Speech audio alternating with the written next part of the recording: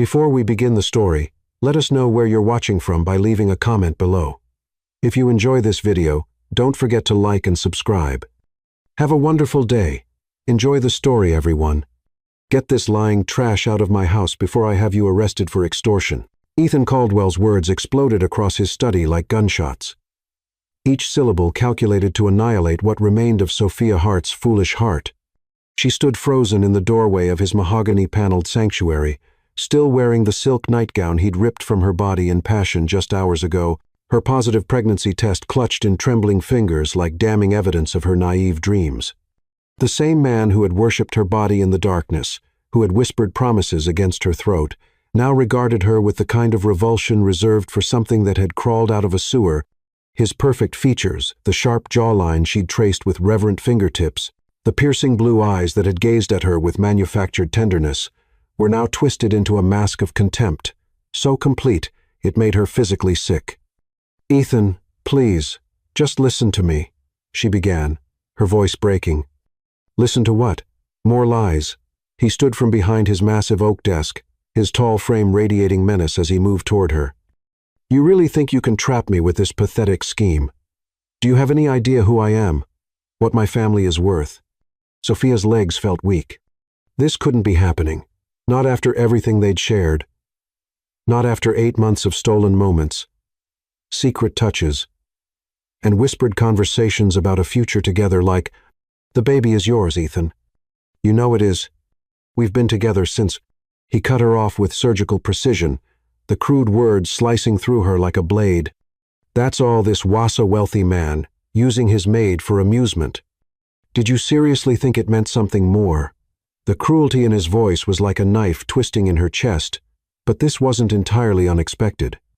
Over the past weeks, she'd noticed Ethan growing distant, colder, especially when his father criticized his business decisions or his friends made comments about keeping help in their place. She'd seen glimpses of this contempt before, quickly hidden behind passionate kisses and whispered apologies. Now the mask was completely off. "You said you loved me." Ethan's laugh was harsh and mocking. "I say a lot of things when I'm trying to get between a woman's legs. Surely you're not that naive." He circled her like a predator, his expensive suit immaculate while she stood there in wrinkled silk, vulnerable and exposed. "Let me explain how this works, sweetheart. You're a housekeeper, a nobody. I'm Ethan Caldwell, heir to a billion-dollar empire. We don't have babies together. We don't have relationships. We don't have anything. But the baby isn't mine." His voice was final, absolute. "And even if it was, which it's not, do you think anyone would believe you? A desperate maid trying to get pregnant by her employer for a payday. That's what this looks like to the rest of the world." Sophia's heart shattered completely. The test in her hand felt heavy as lead. She'd imagined this conversation going so differently. In her foolish dreams, he would have been shocked but happy. He would have held her, promised to take care of her and their child. She'd actually believed that what they shared in his bed was real. "I have money," Ethan continued, pulling out his phone. "I can make this problem disappear. There's a clinic downtown that handles these situations discreetly. 5,000 should cover it, plus a little extra for your trouble." "You want me to abort our baby?" The words came out as a whisper. "I want you to handle your mistake." He was already dialing security. "Yes, I need someone to escort the help out now." "Ethan, please." Sophia reached for him, but he stepped back as if her touch would contaminate him. "Don't touch me." His voice was pure ice. "And don't ever speak my name again. As of this moment, you don't work here. You don't know me. You've never known me." Heavy footsteps echoed in the hallway security, coming to remove her like garbage. Sophia looked around the study where they'd shared so many intimate conversations, where he'd told her about his dreams and fears, where she'd believed she'd found love. The leather chairs, the wall of books, the massive windows overlooking the estate, all of it, had been a beautiful lie. "I want you to remember this moment," she said quietly, her voice steady despite her breaking heart. "I want you to remember how you looked at me, how you spoke to me, how you threw away the woman who loved you more than her own life." Her hand moved protectively to her stomach. "Because someday, Ethan Caldwell, you're going to regret this. Someday you're going to realize what you lost. The only thing I regret is wasting 8 months on worthless trash." He turned away dismissively. "Get her out of here." Two security guards entered, their faces uncomfortable but professional. They'd known Sophia for months, had chatted with her in the kitchen, but now they looked through her as if she were invisible. "Ma'am, you need to come with us," one said gently. As they escorted her out, Sophia took one last look at Ethan. He'd already returned to his desk, acting as if she'd never existed, but she saw something flicker in his eyes. Was it regret? Doubt? It disappeared so quickly she might have imagined it. The mansion doors closed behind her with a final, echoing slam. Sophia stood on the steps where she'd first arrived 9 months ago, full of hope and determination. Now she had nothing but the clothes on her back and a baby growing inside her. But as she walked away from the only home she'd known, something dark and powerful bloomed in her chest alongside the pain. Ethan Caldwell had made the biggest mistake of his life today. He'd thrown away something precious and irreplaceable, and someday, somehow, she would make sure he understood exactly what that cost him. The broken girl walking down the driveway would not be the same woman who returned. And when she did return, Ethan Caldwell would discover that some betrayals come with a price he could never afford to pay. Chapter 2. Broken and Desperate. The rain hammered against the cracked windshield of Sophia's 15-year-old Honda Civic as she sat in the Walmart parking lot, counting the crumpled bills in her wallet for the 4th time that hour. $43.16, that was all that stood between her and complete destitution, between her unborn child and the streets that had already claimed so many others like her. 2 months had passed since Ethan Caldwell destroyed her world, and every day had been a spiral into deeper hell. The pregnancy was showing now, a definite bump that made finding work impossible. Even fast food restaurants took one look at her condition and found excuses to send her away. The few cleaning services that had initially seemed interested suddenly had no openings once they noticed her expanding waistline. It was as if her pregnancy made her radioactive, untouchable, a liability no one wanted to risk. Her stomach cramped with vicious hunger as she eyed the McDonald's across the street, the golden arches mocking her with promises of warmth and food she couldn't afford. She'd eaten nothing but stale crackers and tap water for 3 days, rationing what little food remained with the precision of someone who understood that every crumb might be her last. The crackers came from a gas station dumpster, day-old packages the clerk had thrown away but were still edible if she ignored the shame of it. But the baby needed proper nutrition. The baby needed everything she couldn't provide. The car's heater had died weeks ago, and the December cold seeped through every gap in the worn interior, like icy fingers, determined to drain what little warmth remained in her body. Sophia pulled her thin coat tighter around her shoulders, a threadbare jacket she'd bought at Goodwill with the last of her savings, and tried not to think about the heated floors of the Caldwell mansion, the gas fireplace in her former room, the warm meals served on china plates in the staff dining room. Her phone buzzed with its electronic death rattle. Another rejection text from a cleaning service. Position has been filled. Thank you for your interest. The 15th rejection this week. Every employer asked for references, and Ethan had made sure she'd never get a decent one. His poison had spread through the city's elite social circles like wildfire, whispered warnings at country club lunches and charity events. That girl who used to work for the Caldwells? Don't hire her.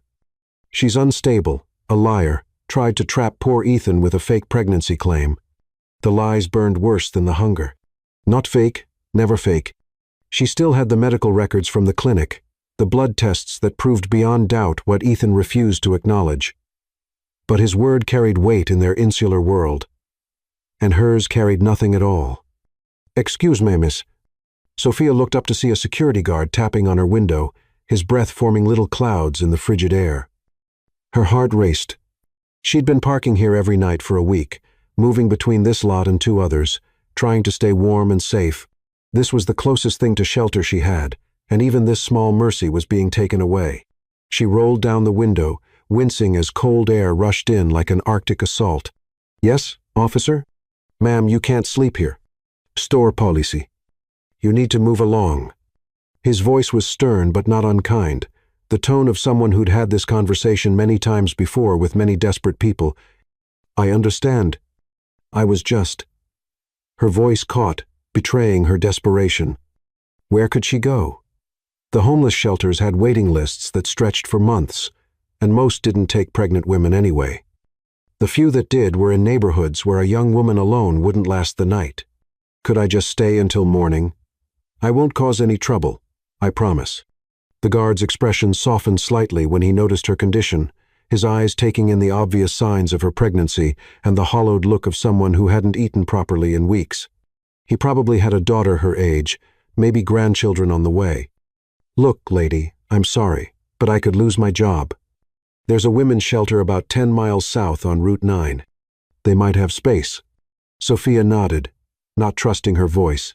She'd already been to that shelter twice, once last week and once the week before. They were full, with a waiting list that the harried social worker estimated would take 6 months to clear, but she couldn't tell him that, couldn't admit that she had absolutely nowhere else to go, that she was completely and utterly alone in a world that seemed determined to crush her. As she drove away, her gas gauge hovering just above empty like a countdown to disaster, Sophia felt the baby flutter inside her. The first time she'd felt definitive movement, and it should have been magical, a moment of wonder in the darkness. Instead, it filled her with crushing guilt. What kind of life could she give this child? What kind of mother was she if she couldn't even feed herself, couldn't provide basic shelter, couldn't offer anything but poverty and despair? The thought that had been haunting her for weeks crept back in with renewed force. Ethan's offer of $5,000 to handle the situation, the clinic he'd mentioned so casually, as if terminating a pregnancy was no more significant than scheduling a haircut. It would be so easy. End the pregnancy. Take the money. Disappear to another city where the Caldwell name meant nothing, and she could start over without the burden of a child she couldn't support. But every time she seriously considered it, rage flared in her chest like a living thing. This baby was the only proof that what they'd shared was real, even if he wanted to deny it. This child was the only thing Ethan couldn't take away from her, couldn't dismiss or destroy with his casual cruelty. Aborting would be letting him win completely, erasing the last evidence of the love she'd believed in so desperately. Her phone rang, the shrill sound making her jump and nearly swerve into the next lane. The caller ID showed her sister Lila's number, the sister who lived 3 states away with her own family and problems, who sent occasional care packages and called every few weeks to check in. Sophia had been avoiding her calls for weeks, too ashamed to admit how far she'd fallen, too proud to beg for help she knew Lila couldn't afford to give. "Hey, Lila," she answered, working hard to keep her voice light and normal. "Girl, where have you been? I've been calling you for days." Lila's warm voice was like a lifeline thrown to a drowning woman. "How's that fancy job going? Still living in that mansion with all those rich folks?" Sophia's throat closed up completely. She couldn't tell her sister the truth, couldn't admit that she'd been stupid enough to fall for her employer, naive enough to believe a rich man could love a poor girl, weak enough to let herself be used and discarded like trash. Lila had warned her about getting too close to the people she worked for, about remembering her place and keeping professional boundaries. She'd been right, and Sophia had been spectacularly wrong. Things are complicated right now. The understatement of the century, delivered in a voice that shook despite her best efforts. Complicated how? "Sophia, you sound weird. What's going on? Are you sick?" The concern in Lila's voice made tears well up in Sophia's eyes. Her sister knew her too well, could hear the distress despite her attempts to hide it. "I'm just tired." The lie tasted bitter, but it was easier than explaining the whole sordid mess. "Long hours, you know how it is." And this tiredness wouldn't have anything to do with some rich white boy, would it?" "I know that tone. Sis. I've heard it before when you get your heart involved where it doesn't belong." Sophia's eyes filled with tears. Lila knew her too well, could read her like an open book, even across state lines and through a phone connection. But she couldn't burden her sister with this mess. Lila had 3 kids of her own and a husband who barely made ends meet, working double shifts at the plant. The last thing she needed was Sophia's drama dropping into her already complicated life. "I'm fine, Lila, really. I just need to get some sleep." "You better be telling me the truth, Sophia Marie Hart. Because if some man is giving you trouble, you know I'll drive down there and handle his ass myself. And you know I mean it." Despite everything, Sophia smiled. She could picture her sister, all 5'2" of her, squaring up to Ethan Caldwell in his expensive suit, ready to fight for family the way she always had. I know you would. I love you. Love you too, baby girl, but I'm worried about you. You don't sound right. Are you sure you don't need me to come down there? I'm sure. I'll call you tomorrow, okay? You better. And Sophia, whatever's going on, whatever kind of trouble you're in, it's not permanent. You hear me? You're stronger than you know, and you'll get through this. After hanging up, Sophia sat in the parking lot of a closed gas station and finally let herself cry, great heaving sobs that shook her entire body and seemed to come from somewhere so deep inside her that she wondered if they would ever stop. She cried for the naive girl who'd believed in fairy tales and happy endings. She cried for the baby who deserved so much more than a broken mother with nothing to offer. She cried for the future she dreamed of that would never exist. And underneath it all, she cried with pure, burning rage at Ethan Caldwell for reducing her to this, homeless, pregnant woman, sobbing alone in a car that might not start tomorrow. But as the tears slowed and her breathing steadied, something else crystallized in her chest, a cold, hard determination that felt stronger than despair, more powerful than grief. Ethan thought he'd destroyed her. He thought she was nothing, nobody, worthless trash to be discarded when she became inconvenient. He was wrong. She placed both hands on her belly, feeling the slight swell where their child grew, where new life persisted despite every attempt to break her spirit. I promise you, she whispered into the darkness, her voice steady and sure, your father is going to pay for what he did to us. He's going to learn that throwing away Sophia Hart was the biggest mistake of his privileged life. He thinks I'm worthless. He thinks I'm nothing. I'll show him exactly what nothing can become when it has nothing left to lose. The baby fluttered again, stronger this time, as if responding to her words. Sophia took it as agreement, as a sign that she wasn't alone in this fight. She started the car, ignoring the way the engine coughed and protested, and drove toward the city lights. Somewhere out there was her future uncertain, terrifying, but hers to claim. Ethan Caldwell had no idea what was coming for him, but someday, somehow, he would learn that some women don't break under pressure. They transform into something far more dangerous than their destroyers ever imagined possible. The broken girl crying in the Walmart parking lot was about to become someone else entirely, someone Ethan Caldwell would regret underestimating for the rest of his miserable life. Chapter 3. The Savior. The world tilted sideways as Sophia stumbled on the icy sidewalk outside the Grand Meridian Hotel, her vision blurring as black spots danced at the edges like vultures circling prey. Her body had finally surrendered to weeks of malnutrition and exhaustion, the cold December air cutting through her threadbare coat like knives. She'd been walking for hours, trying to stay warm, trying to find somewhere, anywhere, that might offer shelter for just one night. The irony wasn't lost on her that she was collapsing outside one of the city's most exclusive hotels, a place where a single night's stay cost more than she'd made in a month at the Caldwell mansion. Through the floor-to-ceiling windows, she could see the warm glow of crystal chandeliers, wealthy guests in designer clothes, sipping champagne and discussing their comfortable problems while she froze to death on their doorstep. Please, she whispered to no one, her hand instinctively protecting her belly as she felt herself falling, not the baby. Strong arms caught her before she hit the concrete, pulling her against a solid chest that smelled of expensive cologne and winter wind. Through her haze, she heard a deep voice, commanding and genuinely concerned. Christ, she's hypothermic. Call an ambulance now. No, Sophia managed to gasp, struggling weakly in the stranger's arms. The word came out as barely more than a whisper, but the desperation behind it was unmistakable. No hospital. Can't afford. Can't afford what? To live? The voice was sharp with anger, but not at her, at the circumstances. At a world that would let a pregnant woman collapse from hunger on a city street. Look at me. Focus on my voice. Sophia forced her eyes open and found herself staring into the most intense gray eyes she'd ever seen. The man holding her was perhaps 35, with dark hair touched with silver at the temples and features that belonged on magazine covers. Everything about him screamed wealth and power, from his perfectly tailored black coat that probably cost more than her car to the way people jumped to obey his orders without question. But it was his eyes that held her attention, gray depths that seemed to see everything, understand everything.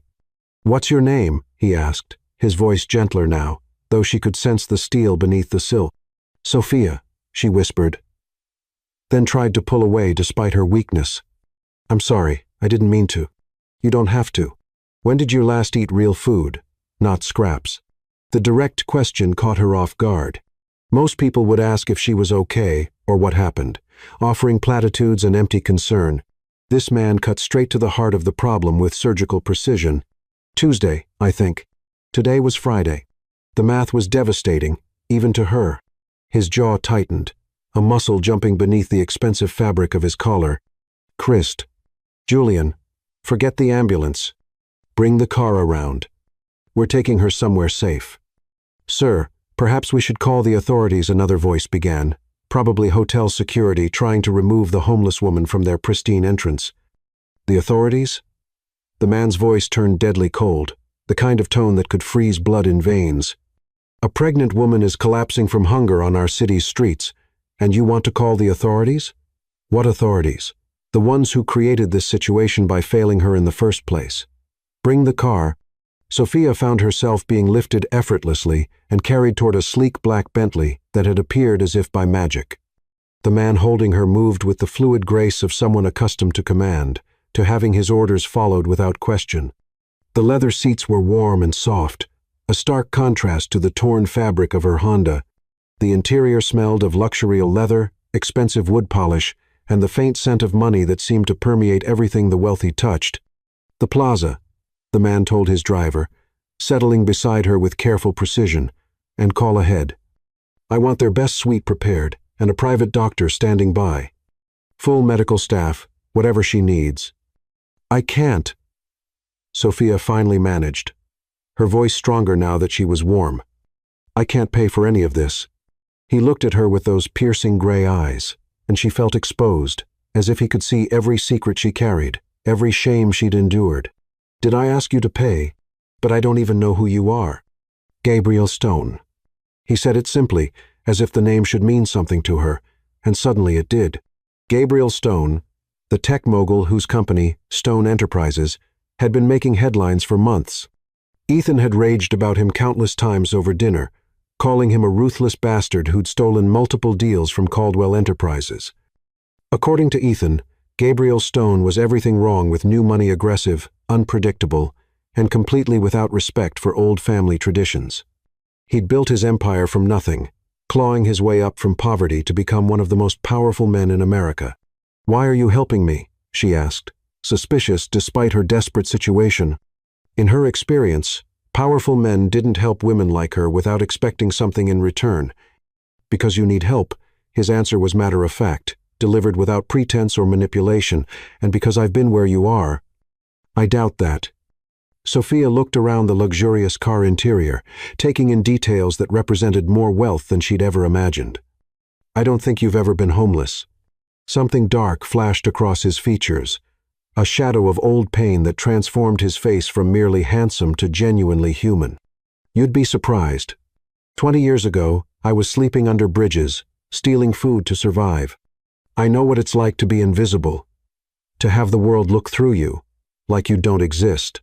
The only difference between you and me is opportunity and time." There was truth in his voice, the kind of authenticity that couldn't be faked.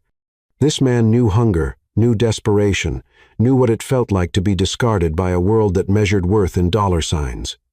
The revelation made her feel less alone, less like the only person who'd ever fallen so far.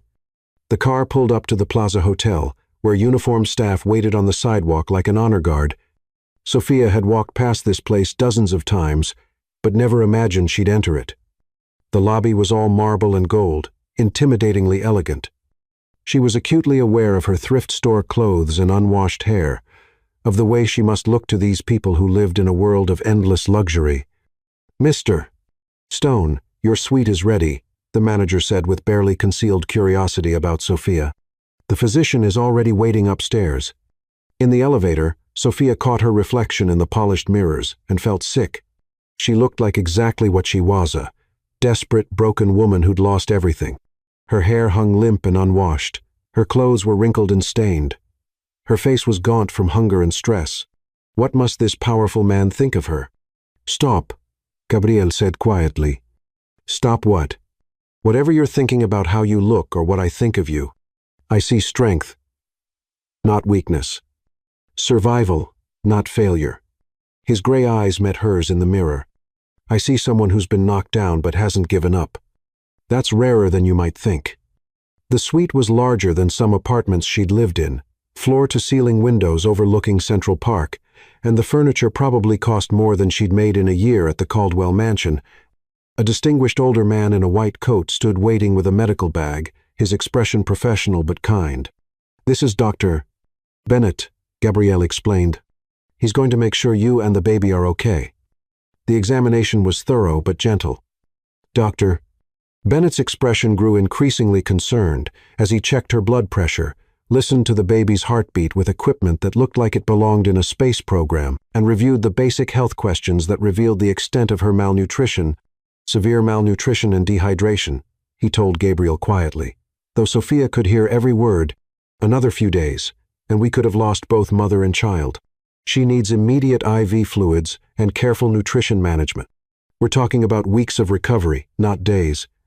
Whatever she needs, Gabriel's voice was final, brooking no argument. Cost is not a factor. As the doctor set up an IV with the efficiency of someone accustomed to private medical care, Sophia watched Gabriel pace the room, his phone pressed to his ear as he made rapid-fire arrangements. She caught fragments. Nutritionist, maternity clothes, temporary housing, secure location. He was reorganizing his entire day around a stranger he'd found on the street, spending more money on her care than she'd ever seen in her life. Why? She asked when he finally hung up. Gabriel sat in the chair beside her bed, his expensive suit incongruous with the medical equipment surrounding them. Why what? Why are you doing this? You don't know me. I could be anyone, a drug addict, a criminal, someone trying to scam you. She'd heard enough stories about con artists targeting wealthy men to know how this might look. Are you? No, but then why does it matter what you could be? I know what you are right now, a woman who needs help. He leaned forward, his gray eyes intense, with something she couldn't quite identify. Everyone deserves a chance to rebuild, Sophia. The question is, what you're going to do with the one I'm offering you. For the first time in months, she felt something other than despair stirring in her chest. This man, Ethan's greatest rival, though she hadn't told him that, yet was offering her exactly what Ethan had refused to give: respect, dignity, a chance to prove her worth. I don't want charity, she said firmly, her voice growing stronger as the IV fluids worked through her system. If you're going to help me, I want to earn it. I'm smart, I'm educated, and I'm willing to work harder than anyone you've ever hired. A slow smile spread across Gabriel's face, transforming his stern features into something almost boyish. Now that's what I wanted to hear. Tell me about yourself, Sophia. What skills do you have that I can use? As she began to talk about her business degree, her organizational abilities, her experience managing complex households, her fluency in multiple languages, Sophia felt something she hadn't experienced in months. Hope, not the naive hope she'd had with Ethan, but something stronger and more practical. This man was listening to her, really listening, treating her words as valuable instead of dismissing her as insignificant. She was done being a victim. Gabriel Stone had given her a lifeline, and she was going to use it to transform herself into someone Ethan Caldwell would never recognize, someone who could destroy him completely. As the fluids continued to drip into her system, restoring her strength and clearing her mind, Sophia began to plan. She had knowledge, insider information about the Caldwell family's weaknesses, their business practices, their personal scandals. She had motivational, burning desire for revenge that would fuel her through whatever came next. And now she had opportunity access to Ethan's greatest enemy and the resources to make that revenge a reality. Ethan Caldwell thought he'd destroyed her when he threw her out. He had no idea he'd just created the instrument of his own downfall. Chapter 4. Rebirth. 8 weeks later, Sophia barely recognized the woman staring back at her from the floor-to-ceiling mirror in her suite at Stone Towers. Gone was the broken, desperate girl who'd collapsed outside the hotel. In her place stood someone entirely new, confident, polished, radiating the kind of quiet authority that made rooms fall silent when she entered. The transformation hadn't been merely cosmetic, though the external changes were dramatic. The tailored charcoal dress hugged her growing curves perfectly, expertly designed to accommodate her pregnancy while maintaining an air of professional sophistication that commanded respect. Her hair, now professionally styled every week at the city's most exclusive salon, fell in glossy waves past her shoulders. Her skin glowed with health, her posture was straight and confident, and her eyes, once dulled by despair, now sparkled with sharp intelligence and carefully controlled ambition. But the real change went deeper than appearances. She moved differently now, spoke with authority, carried herself like someone accustomed to having her opinions valued and her decisions respected. The hesitant housekeeper, who'd once apologized for existing, had been replaced by a woman who expected deference and usually received it. "The morning briefings are ready. Miss Hart," came a voice from the intercom system that connected her private office to the executive floor. "Thank you, Clara. I'll be right there." Sophia's voice was different, too steadier, more commanding, with the kind of tone that made people pay attention. She'd discovered that when people expected authority from you, you naturally grew into it. Confidence was a skill that could be learned, just like any other. As Gabriel's executive assistant, she'd thrown herself into learning every aspect of his business empire with the dedication of a woman who had everything to prove and nothing left to lose. Stone Enterprises wasn't just a tech company, it was a multi-billion-dollar conglomerate with interests in everything from renewable energy to luxury real estate, from cutting-edge pharmaceuticals to emerging market investments. And Gabriel had given her access to all of it, testing her, challenging her, watching her prove herself day by day with the intensity of someone evaluating a potential partner rather than just an employee. The penthouse office where she worked was a temple to modern power-all glass and steel, with a view of the entire city spread out like a kingdom at her feet. From her desk, she could see the Caldwell family's corporate headquarters in the distance, a reminder of everything she'd lost and everything she planned to reclaim. The building looked smaller from here, less imposing, as if distance had revealed it for what it truly was. Just another aging monument to inherited wealth in a world that was rapidly moving beyond such outdated concepts. "Good morning." Gabriel's voice made her turn. He entered the office with his usual commanding presence, impeccably dressed in a navy suit that probably cost more than most people's cars. But it was his eyes that always captured her attention, those intense gray depths that seemed to see everything, understand everything, value everything about her that Ethan had dismissed as worthless. "Morning," she replied, handing him the tablet with his daily schedule. Their fingers brushed during the exchange, a contact that had become increasingly common and increasingly charged with unspoken possibilities. The Seoul conference call went extraordinarily well. They're ready to move forward with the merger ahead of schedule, and the Tokyo markets are responding positively to yesterday's announcement. We're looking at a 15% uptick in Asian investments. Impressive. And the Caldwell situation? Sophia's pulse quickened with the familiar thrill of strategic warfare. For the past month, they'd been carefully orchestrating a campaign to undermine Ethan's latest Venturia revolutionary battery technology that Caldwell Enterprises had been developing for years. Their lead engineer just accepted our offer. Dr. Emily Walsh will be joining Stone Enterprises next week, bringing her entire research team with her. Gabriel's smile was sharp and satisfied, the expression of a predator who'd successfully cornered his prey. Ethan must be losing his mind. Apparently, he threw a laptop across his office when he heard, then spent an hour screaming at his father about corporate espionage. Sophia tried to keep her voice neutral, professional, but couldn't quite hide her satisfaction. Every small victory against Ethan felt like justice, like the universe finally correcting a terrible imbalance. "You're enjoying this," Gabriel observed, moving closer until she could smell his cologne, feel the heat radiating from his body. "I'm enjoying watching an arrogant man finally face consequences for his actions."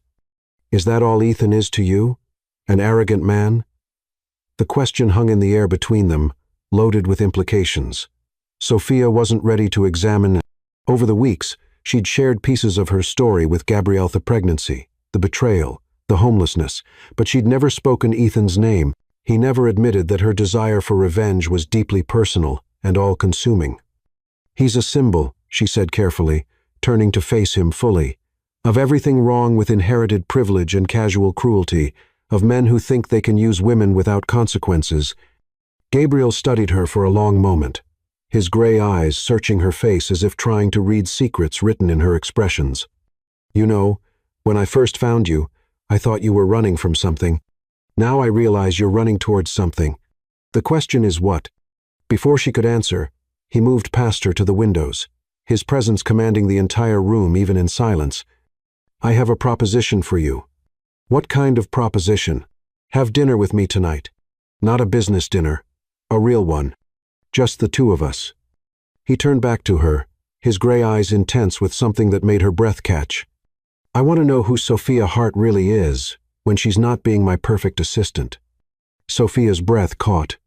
Over the past 8 weeks, their relationship had been strictly professional, though she'd be lying if she said she hadn't noticed the way he looked at her sometimes, the way conversations would pause when their hands accidentally touched during document exchanges. The way he seemed to find excuses to be near her, to ask her opinion on matters that went far beyond her job description. There was an electricity between them that grew stronger every day, a tension that had nothing to do with business, and everything to do with the undeniable attraction of two powerful people recognizing each other as equals. Gabriel, I don't think that's... Why? Because you work for me? He turned back to her, his gray eyes blazing with determination. Or because you're pregnant with another man's child? The direct question made her flinch. They'd never discussed the specifics of her pregnancy, never talked about the father who'd abandoned her. Both. The pregnancy doesn't matter to me, Sophia. I've made that clear from the beginning. His voice was steady, certain. And as for the work situation, I'm a billionaire who owns this company. I can date whoever I choose. And I choose you.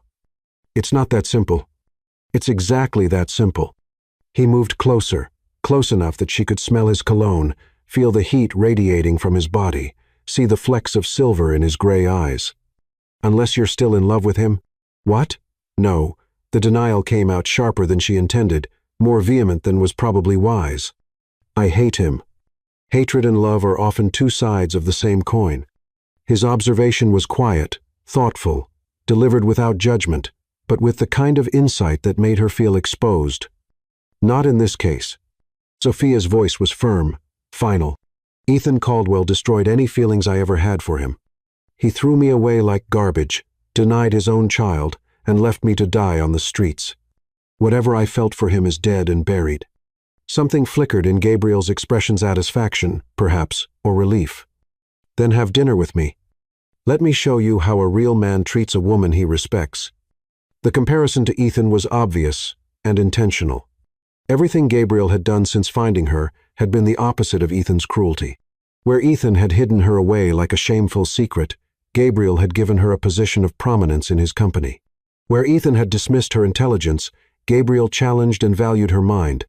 Where Ethan had discarded her when she became inconvenient, Gabriel had literally saved her life and then given her the tools to rebuild it better than before. One dinner, she said finally. One dinner, he agreed, but his smile suggested he was already planning many more. That evening, Sophia found herself in the back of Gabriel's Bentley, wearing a stunning black dress that accommodated her growing belly while making her feel like a goddess. The transformation from homeless woman to billionaire's dinner companion would have seemed impossible just 2 months ago. But here she was, living proof that sometimes the most devastating falls can become the foundation for the most spectacular rises. The restaurant he'd chosen was exclusive enough that they probably had a months-long waiting list. But the maitre d'hôtel greeted Gabriel by name and led them to a private table overlooking the city lights. The view was spectacular. But Sophia found herself more interested in studying the man across from her. This powerful, dangerous stranger who'd become her savior and might yet become something more. You're nervous, Gabriel observed as they settled into their seats. A little, she admitted. It's been a while since I've done this. What? Eaten dinner? She laughed, despite herself, a sound that felt rusty from disuse. Been on a date. The father of my baby wasn't exactly the dating type. What type was he? The question was casual, but Sophia sensed the sharp intelligence behind it. Gabriel was fishing for information, trying to piece together the story she'd only told him in fragments. She could see him cataloging every detail, building a profile of the man who'd hurt her. The using type, she said simply, the kind of man who takes what he wants and throws away what he doesn't need. His loss is my gain. The simple statement, delivered with such certainty, made Sophia's heart skip. When was the last time a man had looked at her like she was a prize instead of a burden? As the evening progressed, she found herself relaxing in ways she hadn't in months. Gabriel was a brilliant conversationalist, moving effortlessly from business to art to literature, with the kind of educated ease that came from genuine curiosity about the world. He listened when she spoke, asked thoughtful questions, and treated her opinions as if they mattered. As if she mattered. "You're different from what I expected," she said over dessert. "Different? How?" "Ethan always said you were ruthless, a shark who destroyed everything in your path." Gabriel's smile was predatory, dangerous, and somehow incredibly appealing. "Ethan Caldwell isn't wrong about that. I am ruthless when I need to be. The difference is I protect what's mine." The possessive note in his voice sent heat through her body like electricity. "And what's yours?" "That remains to be seen." His eyes held hers across the table, gray depths that seemed to hold promises and threats in equal measure. "But I have a feeling I'm about to find out." As they drove back to Stone Towers, Sophia found herself studying Gabriel's profile in the dim light. He was everything Ethan wasn't: self, made instead of inherited wealth, genuine instead of pretentious, protective instead of destructive. Where Ethan had been beautiful but ultimately hollow, Gabriel was beautiful and substantial. A man who'd built an empire through intelligence and determination rather than accident of birth. "Thank you," she said as they reached her floor. "For dinner, for everything, for saving my life, for giving me a chance, for treating me like I'm worth something." Her voice was soft but steady. "You've given me back my self-respect." Gabriel cupped her face gently, his thumb tracing her cheekbone with infinite tenderness. "You are worth everything, Sophia.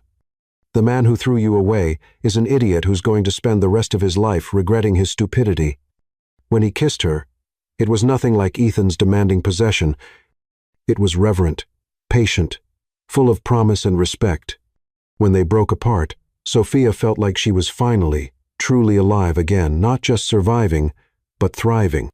"Good night," Gabriel whispered against her lips. As she watched him walk away, Sophia realized that her rebirth was complete. The broken girl Ethan had discarded was gone forever.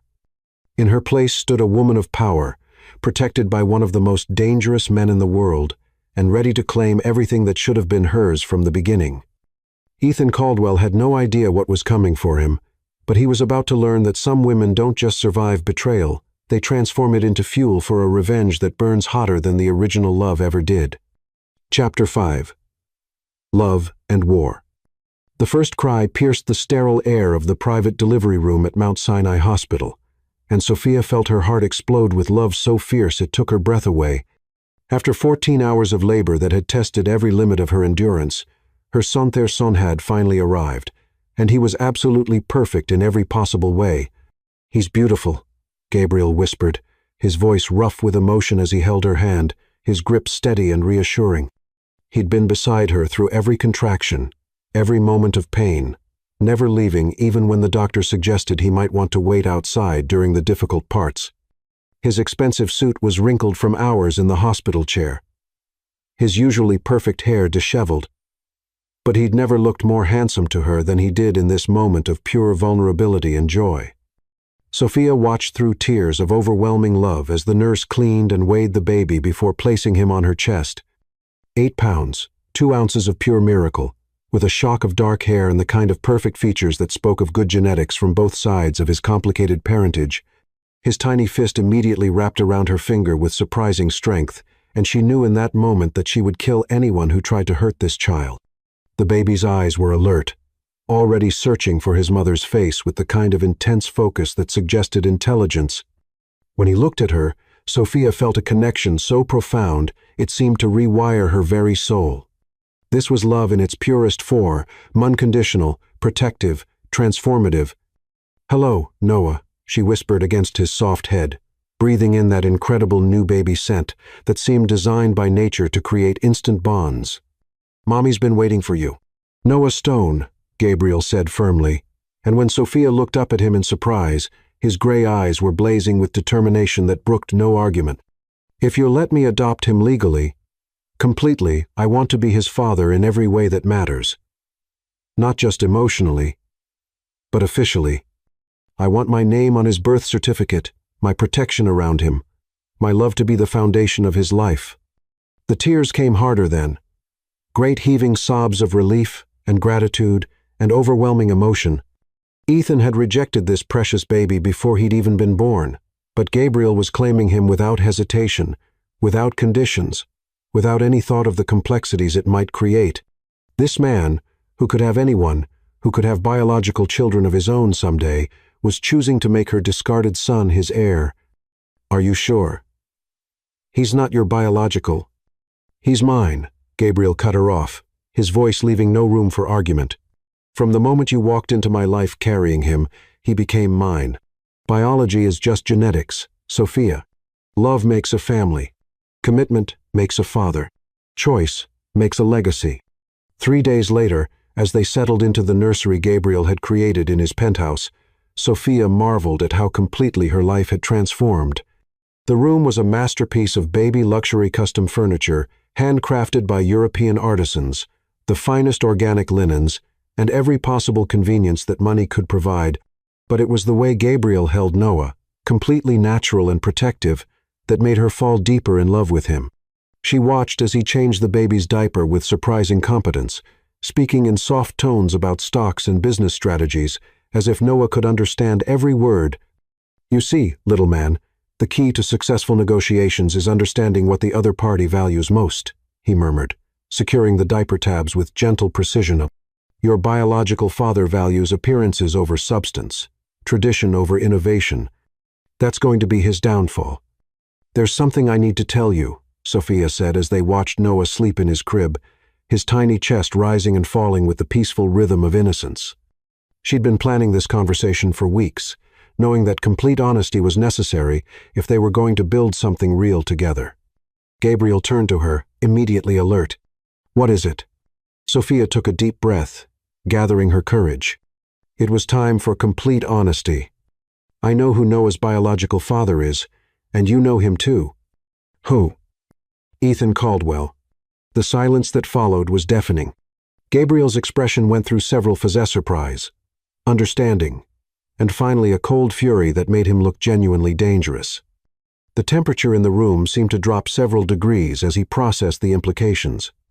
Ethan Caldwell, he repeated slowly, each syllable delivered like a death sentence. The heir to Caldwell Enterprises. My biggest competitor.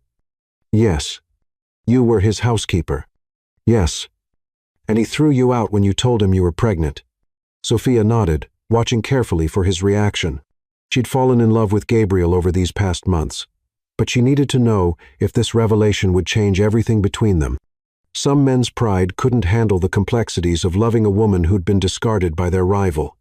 Gabriel walked to the window, overlooking the city, his hands clasped behind his back, in a gesture she'd learned meant he was thinking strategically. When he spoke, his voice was deadly calm. Tell me everything. So she did. The whole sordid story poured out of her how Ethan had seduced her, made her believe she meant something to him, then discarded her like trash when she became inconvenient. She told him about the cruel words, the security guards, the months of homelessness and desperation. She held nothing back, giving him every detail of her humiliation and Ethan's cruelty. When she finished, the silence stretched between them like a taut wire ready to snap. He called my son a mistake, Gabriel said finally, his voice so cold it made her shiver. Gabriel? He turned back to her, and the expression on his face was terrifying in its intensity. Do you know what I do to people who hurt what's mine, Sophia? What do you mean? I destroy them. His smile was sharp as a blade, predatory and promising. Completely, utterly, systematically, I make them disappear from relevance so thoroughly that people forget they ever existed. I don't want your pity. Pity? Gabriel laughed, but there was no humor in it. This isn't about pity. This is about justice. Ethan Caldwell threw away the most precious things in my world, you and Noah. He's going to learn what that costs. He moved to her then, pulling her into his arms with infinite gentleness despite the rage radiating from him. "I've been in love with you for months, Sophia. I've been planning to propose since before Noah was born. Learning that his biological father is my greatest enemy doesn't change that. It just gives our future together a satisfying sense of poetic justice." "You've been planning to propose?" Instead of answering, Gabriel dropped to one knee right there in the nursery, pulling out a ring box that made Sophia gasp. The diamond was enormous, flawless, and surrounded by smaller stones that caught the light like captured stars. It was the kind of ring that belonged in museums, worth more than most people's houses. "Sophia Hart, you are the strongest, most brilliant woman I've ever known. You've made me believe in love, in family, in building something beautiful, instead of just destroying my enemies." His voice was steady, sure, filled with conviction that left no room for doubt. "Marry me. Be my wife, my partner, my equal in everything. Let me spend the rest of my life proving that you and Noah are the most valuable things in my world." "Yes," she whispered, then louder, her voice ringing with certainty. "Yes, absolutely, yes." As he slipped the ring onto her finger, Noah stirred in his crib, making soft baby noises that sounded almost like approval. The weight of the ring felt perfect on her finger, substantial, real, and permanent. "There's one condition," Gabriel said as he stood, pulling her close. "What?" "I want Ethan Caldwell to know. I want him to see exactly what he threw away. I want him to understand that while he's been playing at running Daddy's company, I've claimed his son and the woman he was too stupid to value." His eyes were fierce with purpose. "I want him to watch us build an empire while his world crumbles around him. That's not revenge, Gabriel. That's just the beginning." "No." His smile was predatory, dangerous, and utterly compelling. "That's just the opening move. The real revenge comes when we systematically dismantle everything he's ever cared about: his company, his reputation, his family's legacy, all of it. You want to destroy Caldwell Enterprises? I want to destroy Ethan Caldwell. The company is just collateral damage." Gabriel's eyes were fierce with purpose and barely contained rage. "He made this personal when he hurt you. Now I'm going to show him what happens when you cross Gabriel Stone. And if I said I wanted no part of this revenge?" Gabriel studied her face carefully, his gray eyes searching hers for the truth. "Then I'd still marry you and adopt Noah and love you both for the rest of my life. But I'd still destroy Ethan Caldwell, just more quietly, more surgically. He hurt what's mine. That's unforgivable." The honesty was brutal and somehow comforting. Gabriel wasn't asking her permission to go after Ethan. He was offering to let her be part of it, to make her a partner in the vengeance rather than just a beneficiary of his protection. "I want him to pay," she admitted, her voice steady and sure. "I want him to understand what he lost, what he threw away. I want him to regret every cruel word, every moment of dismissal, every second he spent treating me like garbage. Then we'll make him regret it." Gabriel's voice was a promise, dark and certain. Together. 2 weeks later, the engagement announcement appeared in every major newspaper and business magazine, accompanied by professional photographs that captured Sophia's transformation from discarded housekeeper to billionaire's bride. The headlines were impossible to miss. Tech mogul Gabriel Stone announces engagement to former Caldwell. Family employee. And from housekeeper to billionaire's bride. The Sophia Hart story.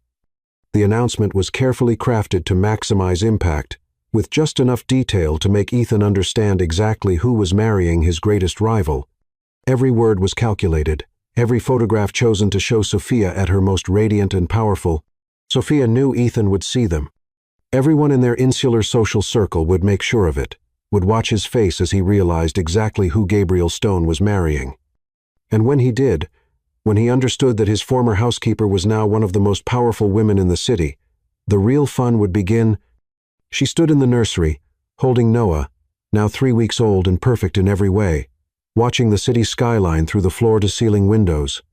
Somewhere out there, Ethan Caldwell was probably reading about her engagement, finally understanding who she'd become and what he'd lost through his own cruelty and pride. "Your daddy threw us away like we were nothing," she whispered to Noah, who gazed up at her with those alert dark eyes. "But we found someone who knows exactly how much we're worth. And now we're going to show your biological father what happens when you discard something precious." Noah made a small sound and snuggled closer to her chest. Sophia took it as agreement, as approval of the war they were about to wage. The opening shot had been fired with the engagement announcement. Ethan Caldwell had no idea he'd already lost the war, but he was about to learn that some betrayals echo through generations, and some women are far more dangerous than their enemies ever imagine. Chapter 6. The Perfect Weapon. The Hamptons estate where Sophia and Gabriel exchanged vows was a testament to understated power-rolling lawns that stretched to a private beach, gardens that whispered of generational wealth and unshakable dominance. As Sophia walked down the aisle in her custom Vera Wang gown, baby Noah in her arms, instead of a traditional bouquet, she felt like she was ascending to a throne that had always been meant for her. The dress itself was a masterpiece ivory silk that flowed like liquid starlight, hand-embroidered with pearls and crystals that caught the afternoon sun like captured fire. It had been designed specifically to accommodate Noah, creating a Madonna-like image that would dominate society pages for months. The symbolism was intentional and powerful. The discarded housekeeper had become a queen, and she was carrying the next generation of the Stone dynasty in her arms. "You look like a queen," Gabriel whispered as she reached him at the altar. His gray eyes soft with love and fierce with possession. "I feel like one," she whispered back and meant it with every fiber of her being.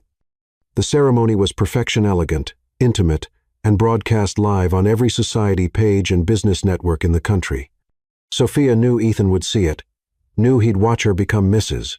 Gabriel Stone while holding the son he'd rejected. The thought filled her with savage satisfaction that she carefully concealed behind a radiant bridal smile, but it was the reception that truly announced their intentions to the world, serving as both celebration and declaration of war. "Ladies and gentlemen," Gabriel's voice carried across the crowd of billionaires, politicians, and media moguls as he raised his champagne glass, commanding attention with the natural authority of someone born to lead. "I want to thank you all for celebrating this incredible day with us. 2 years ago, I found my wife collapsed on a city street, pregnant and abandoned by a man too weak and stupid to recognize what he was throwing away." Murmurs rippled through the crowd like electricity. This wasn't typical wedding speech material, and everyone present understood they were witnessing something significant. "That man's cowardice gave me the greatest gifts of my life," Sophia and Noah hand. "While I should probably thank him for his stupidity, I'm not that generous." Gabriel's smile was sharp as a blade, predatory and promising violence. "Instead, I'm going to show him exactly what happens when you discard something precious." Starting Monday, Stone Enterprises begins a new chapter of expansion that will reshape this entire industry. The applause was thunderous, but Sophia could see the calculating looks on faces throughout the crowdsenators, CEOs, hedge fund managers. Everyone understood the subtext. War had been declared, and they were choosing sides. As the reception continued, Sophia worked the room like the trained professional she'd become, moving through clusters of power brokers with the grace of someone born to this world. These people, who'd once dismissed her as the help, now sought her attention, recognizing her as one of the most powerful women in the country. She was gracious, charming, and carefully collected information that would prove useful in the coming battle. "Mrs. Stone." Senator Thompson approached with his wife, both trying to hide their curiosity behind polite smiles. "Congratulations on your marriage. Quite a remarkable transformation." "Thank you, Senator, though I'd say it was less a transformation and more a revelation. I was always exactly who I am now. I just needed someone who could see it." The subtle dig at Ethan was unmistakable, and she watched it register on faces around her. By tomorrow, every detail of this conversation would have spread through Manhattan's elite circles like wildfire. "Gabriel is very lucky, Mrs." Thompson added, her tone suggesting she thought it was the other way around. "We both are," Sophia replied smoothly, her smile never wavering. "After all, the best partnerships are built on mutual respect and shared goals. Speaking of which, I understand Caldwell Enterprises is bidding on the same renewable energy contracts as Stone Enterprises." The senator's expression became guarded. "I wouldn't know the details of specific bids." "Of course not. I just find it fascinating how different companies approach innovation. Some focus on legacy and tradition, while others embraced disruption and change. Her smile was sweet as poisoned honey. We'll see which philosophy serves better in the current market. Later that evening, as guests gradually departed and the catering staff cleaned up the remnants of their triumph, Sophia found herself alone on the terrace, overlooking the ocean. Noah slept peacefully in her arms, exhausted from his first major social event, but having charmed every guest who'd met him. Plotting our next move? Gabriel appeared beside her, loosening his tie with the satisfied air of a general who just won a crucial battle. Always. She leaned into his warmth, grateful for the solid strength of him. I've identified 3 board members at Caldwell Enterprises who are unhappy with Ethan's leadership. Lena Wong is particularly frustrated with his handling of the Asian markets, and Lena Wong's daughter is getting married next spring. She'll need a wedding planner, and I happen to know the best one in the city, who also happens to owe me several favors. Sophia's smile was calculating, predatory. Sometimes the most powerful conversations happen over flower arrangements and seating charts. Gabriel's laugh was low and appreciative. Remind me never to get on your bad side. You won't. You're mine now, completely and forever. She turned in his arms, Noah still sleeping between them like a symbol of their united future. But Ethan Caldwell, he's going to learn that throwing away Sophia Hart was like discarding a nuclear weapon that eventually found its way into enemy hands. Speaking of enemy hands, Gabriel's expression grew serious. I received some interesting intelligence today. Ethan has been asking questions about you, specifically about who helped you after he threw you out. He knows it's you? Not yet, but he's close. My sources say he's been obsessing over the wedding coverage, trying to figure out how his former housekeeper became one of the most powerful women in New York. Gabriel's smile was grim. Apparently, he spent considerable resources hiring private investigators to trace your movements from the time you left his house to now. Sophia felt a thrill of dark satisfaction. Good. I want him to know. I want him to lie awake at night thinking about what he lost, what he threw away so carelessly. He will. But we need to be careful. Ethan is desperate now, and desperate men do stupid things that can hurt innocent people. Let him do something stupid. It'll just give us more ammunition. Sophia's voice was cold as winter, harder than the diamonds glittering at her throat. I've spent the last year learning every weakness in the Caldwell family empire. I handled Ethan's private correspondence, knew about their failed deals, overheard countless phone calls about their financial problems, their outdated technology, their reliance on old contracts, their board members' personal scandals. I documented it all while I worked there, and you want to use it. I want to systematically dismantle everything Ethan thinks makes him Importanthus Company, his reputation, his family's legacy. I want him to lose everything, the way I lost everything when he threw me out. Her voice carried the weight of months of planning, years of imagined revenge scenarios. I want him to understand what it feels like to have your entire world disappear overnight. Gabriel studied her face in the moonlight, silver light, casting shadows that made her look both beautiful and dangerous. This isn't just about justice anymore, is it? This is personal. It was always personal. Sophia's eyes blazed with determination that had been forged in homelessness, tempered in desperation, and sharpened by love for the family Ethan had tried to destroy. Ethan Caldwell tried to destroy me. He left me homeless and pregnant, thinking I was too weak to fight back. Now I'm going to show him exactly how strong I've become. And if he comes after Noah, if he tries to claim parental rights, he gave up those rights when he denied Noah existed. Her voice turned deadly, protective instincts flaring like a mother wolf defending her cub. And if he tries to use our son as a weapon against us, I'll destroy him so completely that no one will remember the Caldwell family ever existed. The promise hung in the ocean air between them, dark and final, and absolutely sincere. There's something else, Gabriel said quietly. Something I haven't told you. What? Ethan's father called my office yesterday. He wants to meet. Sophia went very still, her mind immediately racing through implications and possibilities. William Caldwell wants to meet with you? With us. He specifically asked if you'd be present. Gabriel's smile was grim, promising conflict. Apparently, he's been doing his own investigation into what happened when you worked for his family. He knows what Ethan did. I think he's starting to figure it out. and I think he's very unhappy with his son." Gabriel's voice carried the satisfaction of someone watching enemy ranks fracture from within. William Caldwell didn't build his empire by being stupid or blind. If he's reaching out to us, it means he sees which way the wind is blowing. Sophia's mind raced through the implications. William Caldwell was the real power behind Caldwell Enterprises, despite Ethan's official position. If he was questioning Ethan's actions, if he was reaching out to them directly, when does he want to meet? Next week, neutral territory. The Metropolitan Club. We'll go. Her decision was instant and final, strategic instincts honed by months of careful planning. It's time the Caldwell family learned that their throwaway housekeeper is now their biggest threat. As they walked back into the house, their empire, their kingdom, Sophia felt the weight of her transformation. 9 months ago, she'd been homeless and broken, living in her car and contemplating desperate measures. Now she was one of the most powerful women in America, married to Ethan's greatest enemy and holding weapons that could destroy everything Ethan held dear. The revenge was no longer a fantasy or a distant goal. It was a carefully planned war, and she was perfectly positioned to win it. Every piece was in place, every ally secured, every weakness identified and catalogued. Ethan Caldwell was about to discover that some mistakes can never be forgiven, and some women are far more dangerous than their enemies ever imagine. The girl he'd discarded as worthless had become his destroyer, and she was just getting started. The war for his soul was about to begin, and Sophia Stone held all the weapons.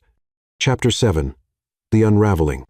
Ethan Caldwell's hands shook violently as he stared at the newspaper spread across his mahogany desk, the same desk where he'd signed contracts that were supposed to secure his empire.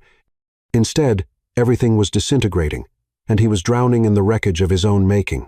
"Stone Enterprises dominates renewable sector," screamed the headline in letters that seemed to mock his failures. Accompanying the article was a photograph that made his blood turn to ice. Gabriel Stone and his wife at the government contract signing, both radiating the kind of power that cameras worship. The woman beside Stone was devastating elegant, confident, commanding attention like a born queen. Something about her face clawed at Ethan's memory, a familiarity that made his skin crawl with dread.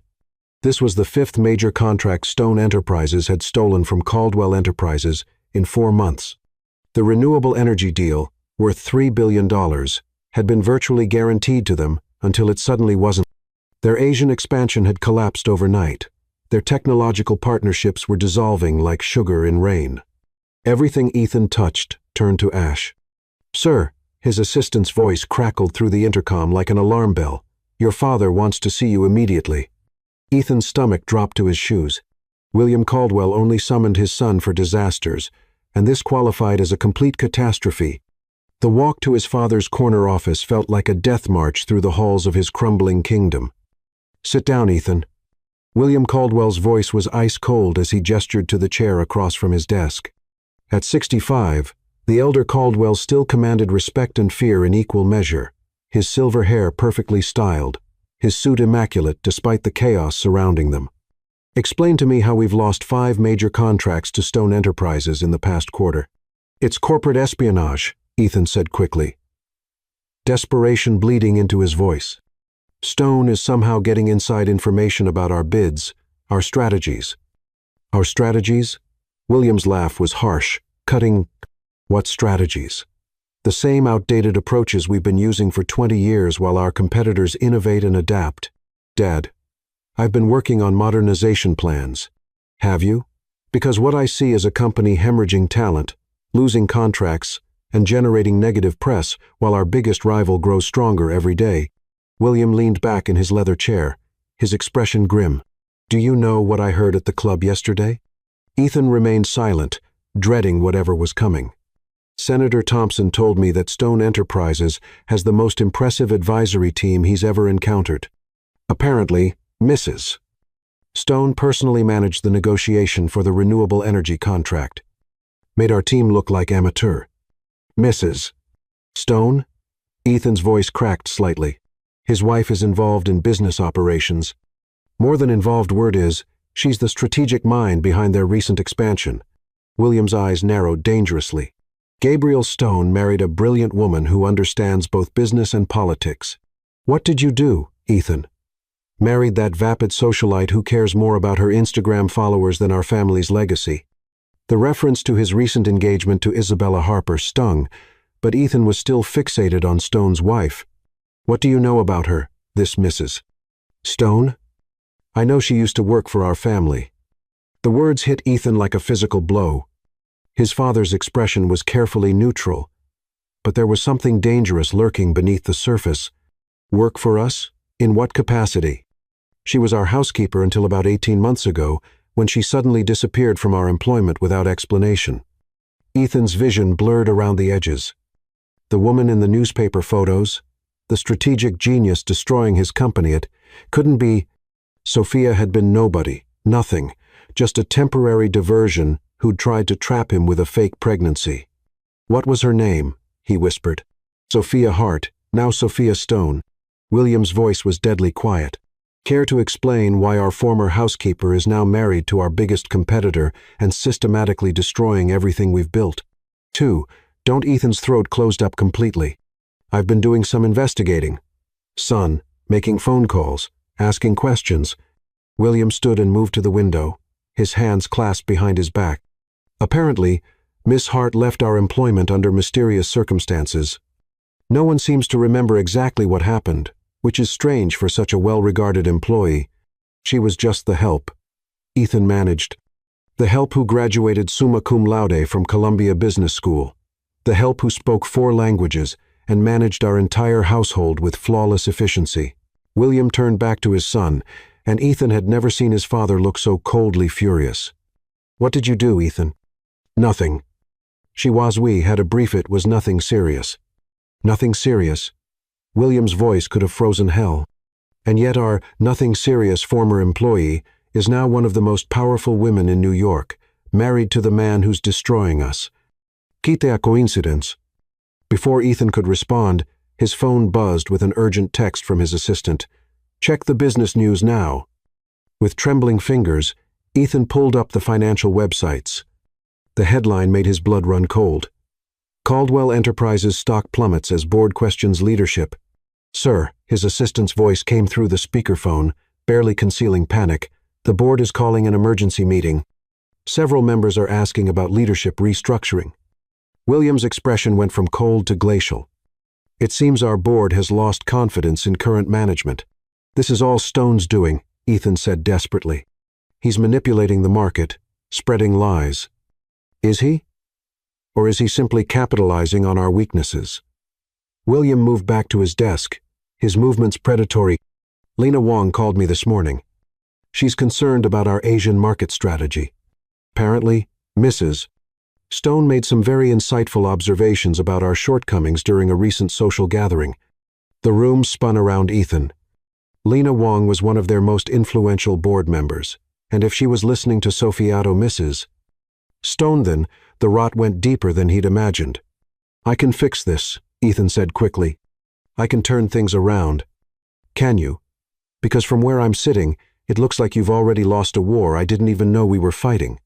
William's phone rang, and he glanced at the caller ID. Stone Enterprises. Interesting timing. Don't answer it, Ethan said quickly. Why not? William's finger hovered over the answer button. Maybe it's time I had a conversation with our former employee and her impressive husband. Dad, please. But William had already answered. Mr. Stone, what an unexpected pleasure. Ethan could only hear his father's side of the conversation, but each word felt like a nail in his coffin. Yes, I've been following your company's remarkable growth. Indeed, your wife has made quite an impression on the business community. A meeting? How thoughtful of you to suggest it. The Metropolitan Club would be perfect. Yes, I'd be delighted to meet with both of you. When William hung up, the silence stretched like a taut wire. They want to meet with us, William said finally. Gabriel Stone and his wife. Tomorrow evening. You can't seriously be considering. I'm considering how to salvage what's left of our company while there's still time. William's voice was final. And if that means having a conversation with the woman who seems to understand our business better than my own son, then that's what I'll do. Ethan felt the walls closing in around him. Sophia brilliant, vengeful Sophia was, systematically destroying everything he'd taken for granted. The woman he'd thrown away like garbage had become his worst nightmare. She's doing this on purpose, he said, the realization hitting him like a sledgehammer. This is revenge. Revenge for what, Ethan? Ethan couldn't answer. How could he explain that he'd gotten their housekeeper pregnant and thrown her out like trash? How could he admit that he'd denied his own child and left a woman to die on the streets? I need to know what happened between you and Miss Hart, William said quietly. All of it. Because if I'm walking into a meeting with people who have cause to destroy us, I need to understand exactly what we're dealing with. I can't, Ethan whispered. Then you've already lost. William moved toward the door, then paused. Oh, and Ethan, you're removed from all major business decisions until further notice. It seems you've proven that your judgment is fatally compromised. As his father left the office, Ethan collapsed into his chair and stared at the newspaper photo again. Sophia's face smiled back at him, confident, powerful, victorious. The woman he'd discarded as worthless had become his destroyer, and the worst part was, he was finally beginning to remember just how magnificent she'd always been. Chapter 8. The Recognition. The Metropolitan Club's grand ballroom glittered with crystal chandeliers and the conversation of New York's most powerful elite. But Ethan Caldwell felt like he was walking through a nightmare. The annual philanthropy gala was the event of the social season, where billion-dollar deals were made over champagne and charity auctions, provided cover for political maneuvering. Ethan adjusted his black tie with trembling fingers, his eyes scanning the crowd for any sign of Gabriel Stone and his wife. His father had insisted they attend, despite Ethan's desperate protests. We need to show strength, William had said. Running away now would be admitting defeat. But Ethan already knew they were defeated. The meeting at the club 2 days ago had been a masterclass in controlled destruction. He'd watched his father, the man who'd never shown weakness to anyone, treated like an equal by Sophia Hart, former housekeeper Sophia Hart, who now commanded more respect in a single conversation than Ethan had managed in years of running the family business. Ethan, darling, you look absolutely miserable. Isabella Harper appeared at his elbow, resplendent in a silver gown that probably cost more than most people's cars. His fiancée was everything a Caldwell wife should be: beautiful, well-connected, and completely empty-headed. Whatever is wrong? Nothing that concerns you, Ethan muttered, still searching the crowd. Oh, there's Gabriel Stone. Isabella waved enthusiastically across the room, and his wife. She's even more gorgeous in person. I simply must meet her. Ethan's blood turned to ice as he followed Isabella's gaze.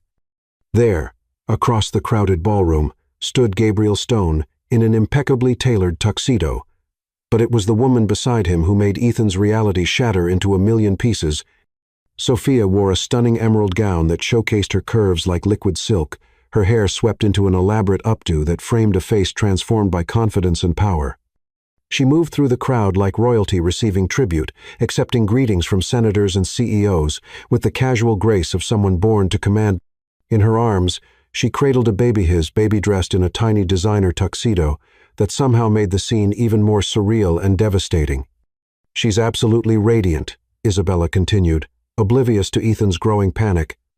I heard she single-handedly negotiated the Stone Enterprises deal with the Japanese. Can you imagine a woman handling international business like that? Ethan couldn't breathe.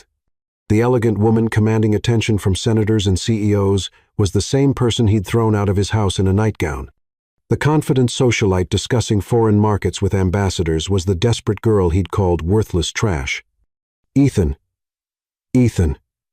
are you listening to me?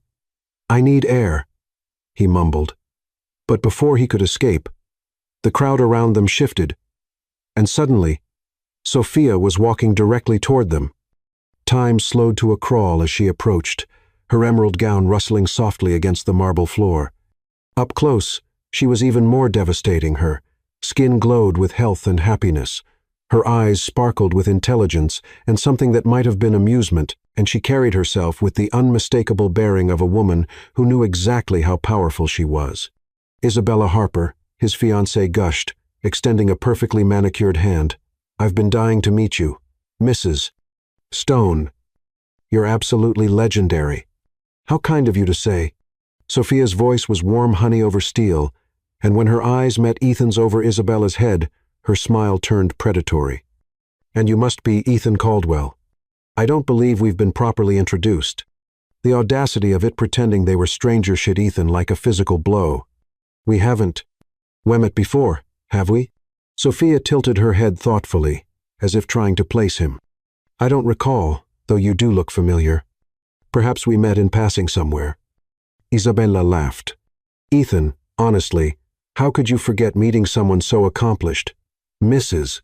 Stone practically runs Stone Enterprises alongside her husband." "Sophia." Gabriel appeared beside his wife, his hand settling possessively on her lower back. "I'd like you to meet William Caldwell." Ethan's father approached with the kind of respectful attention he usually reserved for heads of state. "Mrs. Stone, the pleasure is entirely mine. Our conversation the other day was most illuminating. Mr. Caldwell, thank you again for taking the time to meet with us. I hope our discussion proved educational." The subtle emphasis on the last word made Ethan's stomach clench. Indeed it did. William's eyes flicked briefly to his son. It's remarkable how different perspectives can shed new light on old situations. The baby in Sophia's arms chose that moment to make a soft sound, drawing Isabella's attention. "Oh my goodness, what a beautiful baby. How old is he?" 18 months, Sophia replied, her voice soft with genuine affection as she looked down at the child. "This is Noah, Ethan's son, his flesh and blood, dressed like a little prince and held by the woman he'd tried to destroy." The baby's features were unmistakably familiar Ethan's own eyes. His mother's nose, the Caldwell jawline that had been passed down through generations. "He looks just like his father." Isabella cooed, completely missing the tension radiating from every adult in the conversation. "Yes." Sophia's eyes met Ethan's directly for the first time, and he saw 18 months of pain, rage, and cold satisfaction blazing in their depths. "He does. Noah Stone," Gabriel added with obvious pride, lifting the baby from Sophia's arms. "My son." The possessive claim hit Ethan like a slap. This man, his greatest rival, was claiming his child, raising his heir, giving the Caldwell bloodline his own name. "Your son," Ethan repeated hoarsely. "In every way that matters." Gabriel's smile was sharp. "Biology is just genetics. Love and commitment make a family." "How wonderful," Isabella gushed. "A ready-made family, like something out of a fairy tale." "More like a cautionary tale," Sophia said quietly, but her words carried enough edge to make Isabella look confused. "I'm sorry?" "Nothing, darling." Sophia's smile was perfectly polite. "I was just thinking how different things might have been if Noah's biological father had been worthy of the gift he was given." The words hung in the air like a challenge. Ethan felt sweat beading on his forehead as he realized that everyone in the conversation knew exactly what she was talking about. Everyone except Isabella. "Well, his loss is clearly Gabriel's gain," William said diplomatically, but Ethan caught the warning look. His father shot him. "Indeed," Sophia agreed. "Some men are wise enough to recognize value when they see it. Others," she shrugged elegantly, "others throw away diamonds thinking they're worthless glass." "How philosophical," Gabriel murmured, his gray eyes fixed on Ethan with predatory interest. "Though I've always believed that what's discarded by one man's foolishness often becomes another man's treasure." Ethan wanted to run, to disappear, to wake up from this nightmare where his former housekeeper held court among New York's elite, while his own son called another man Daddy. But his legs felt like lead, and his voice had completely abandoned him. "Ethan, you're being terribly quiet," Isabella said with a forced laugh. "Say something." All eyes turned to him, Sophia's blazing with triumph, Gabriel's cold with disdain, his father's warning him to tread carefully, and Isabella's confused but expectant. His baby gurgled happily in the arms of the man who'd stolen everything Ethan should have cherished. Ethan's voice cracked. "You look well." "I am well," Sophia replied, her tone ice-cold. "Better than I've ever been, actually. Funny how life improves dramatically when you're surrounded by people who value you." The dig was so obvious that even Isabella's eyebrows rose slightly. "Sophia, darling." Gabriel's voice was warm with affection. I believe the senator wanted to speak with you about the education initiative. Of course. Sophia turned back to Ethan one last time, her smile sharp enough to cut glass. It was educational meeting you, Mr. Caldwell. I hope the rest of your evening is everything you deserve. As they walked away, Gabriel's hand protectively on her back, Noah babbling happily in his adoptive father's arms, Ethan felt something inside him shatter completely. The woman he'd thrown away like garbage was now untouchable, protected by one of the most powerful men in the world, raising his son in luxury and love he'd never even tried to provide. What a fascinating woman, Isabella mused, though there was something odd about that conversation, almost like you two had met before. We hadn't, Ethan lied, his voice barely audible. Well, she certainly seems devoted to her family. Did you see how she looked at that baby? Like he was the most precious thing in the world. Ethan had seen, and he'd recognized the look because it was exactly how Sophia had looked at him during those stolen moments in his bedroom, with complete, unconditional love. Love he'd crushed and discarded without a second thought. As the evening continued around him, Ethan stood frozen in place, finally understanding the magnitude of what he'd lost. Not just a woman, not just a child, but a chance at the kind of love and partnership that was now elevating his greatest enemy to heights Ethan would never reach. Sophia Hart, now Sophia Stone, had won completely, and Ethan Caldwell had never felt more thoroughly destroyed. Chapter 9. The Stolen Kingdom. Ethan Caldwell had been surveilling the Bright Beginnings daycare center for 3 days, his BMW concealed behind a delivery truck across the street. He knew Noah's routine by heart now: drop off at 9 o'clock m. by the Stone family's nanny, pick up at 3 o'clock p.m. Those precious hours when his son would be vulnerable, away from Gabriel Stone's fortress-like penthouse and his army of security personnel. His hands shook as he checked his watch. 2:47 p.m. 13 minutes before the nanny arrived. 13 minutes to reclaim what was rightfully his blood, his legacy, his future. The past week since the charity gala had been pure hell. Isabella had broken off their engagement after Ethan's disturbing behavior at the event. His father had officially removed him from all company operations. And the board was meeting today to discuss his permanent replacement. But worse than all of that was the image burned into his mind, his son, his flesh and blood, calling another man daddy. I can fix this, he muttered, stepping out of the car. I can fix everything. The daycare's cheerful facade mocked him with its painted rainbows and smiling suns. Through the window, he could see Noah playing with blocks in a corner, his dark hair catching the afternoon light. Ethan's heart clenched with a mixture of love and desperate longing. The boy was perfect, exactly what he'd imagined a Caldwell heir would look like. The young teacher at the front desk looked up with a bright smile as Ethan entered. Can I help you? I'm here for Noah Stone, Ethan said, trying to keep his voice steady despite the adrenaline coursing through his veins. I'm his uncle. There's been a family emergency. Oh my. The teacher's face fell with concern. But Mr. and Mrs. Stone didn't mention anyone else would be picking up Noah. I'll need to call them to confirm. There's no time. Ethan interrupted, moving closer to the desk. It's his grandmother. She's in the hospital. Mrs. Stone asked me to get Noah immediately. The teacher hesitated, clearly torn between protocol and compassion. I really should call. Please. Ethan let desperation bleed into his voice. Every minute counts. Behind her, Noah had noticed the commotion and toddled over, his bright eyes curious. When he saw Ethan, he tilted his head with the innocent confusion of a child who almost recognized a stranger. Daddy? Noah asked hopefully. The word hit Ethan like a physical blow. His son was looking for Gabriel Stone, the man who'd stolen his family, his life, his future. I'm your real daddy, Ethan whispered, dropping to his knees in front of the boy. Your real father. But Noah stepped back, suddenly shy, and reached toward the teacher for comfort. Sir, you're frightening him, the teacher said firmly. I really need to make that call. Ethan's control snapped. Months of rage, humiliation, and loss exploded outward as he lunged forward and scooped Noah into his arms. The toddler immediately began crying, struggling against Ethan's unfamiliar grip with the terror of a child who knew something was very wrong. He's my son, Ethan shouted over Noah's wails. "My blood. No one can keep me from my own child." "Sir, put him down. I'm calling security." But Ethan was already running, Noah screaming in his arms as he pushed through the daycare's front door. Other parents in the parking lot stopped and stared as he raced toward his BMW, a grown man kidnapping a terrified child in broad daylight. "Help!"